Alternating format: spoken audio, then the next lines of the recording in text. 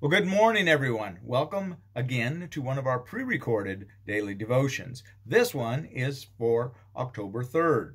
And we are continuing on yesterday's devotion. We talked about a fruit or a tree and its fruit. We were kind of going through that whole thing with trees, logs and eyes, trees and fruit. And we're kind of taking the tree now. We're cutting the tree down and using it to lay a foundation, I guess, is where we're getting at. So we're just a natural progression.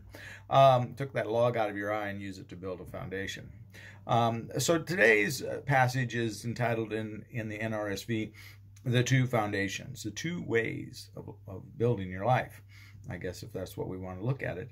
And we are in the 6th chapter here, and we're looking at verses 46 through 49.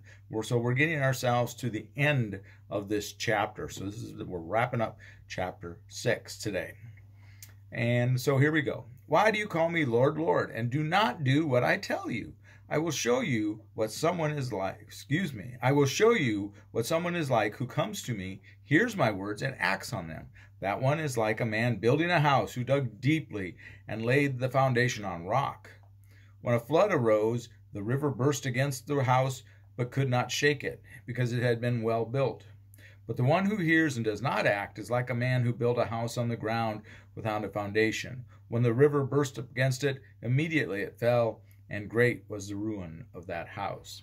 Now, of course, I think we can be reminded in this one about the story of the three little pigs, which I don't know whether it was based on this or not, but I could believe it probably was.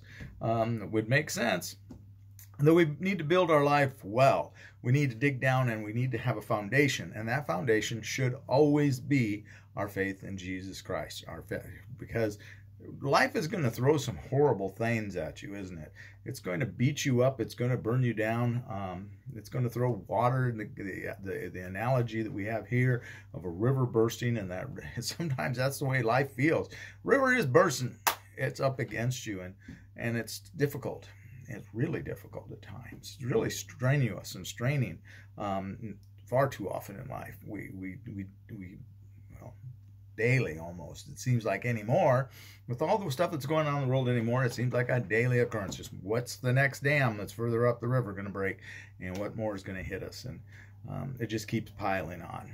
And there's no way we're going to stand up to all of this. There's no way that we will have already stood up to this at this time without some real scathing damage if we aren't leaning on Jesus, if we aren't building that foundation, we aren't driving those pillars deep into the ground, those pylons, and into that rock, the rock, Peter. Remember the rock? Upon this rock I built my church, and of course that rock is Jesus, not Peter.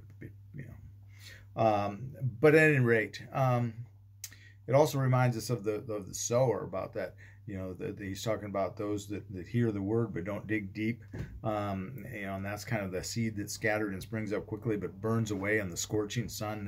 There instead, the analogy, instead of being water, is the scorching sun that burns it away, and it just withers and dies under the unrelenting heat of life. And so these are the analogies that we can gain from this. But the message, I think, is pretty simple, isn't it? It's very simple. It's that we really, really need to have a firm foundation in our faith, our belief. Remember, when we say faith, talking about Jesus, it's really belief, and we need to hold fast to that belief and not let go. And so this is, it's a simple lesson. You got two choices. You do or you don't. There is no try, as they say. But we've got to do our best, and it is difficult. It is hard, and that's not going to say that just because we have that faith, that life isn't going to sometimes feel like it's overwhelming us. It's just that if we grab that book, we get into some study, we get into some prayer. The problem is that the world is trying to convince us we don't need to do those things. We don't need to hold on. We don't need to study. We don't need to pray. We don't need to read Scripture. And that's what the world's trying to convince us all the time. And it's sad. And far too many are falling away.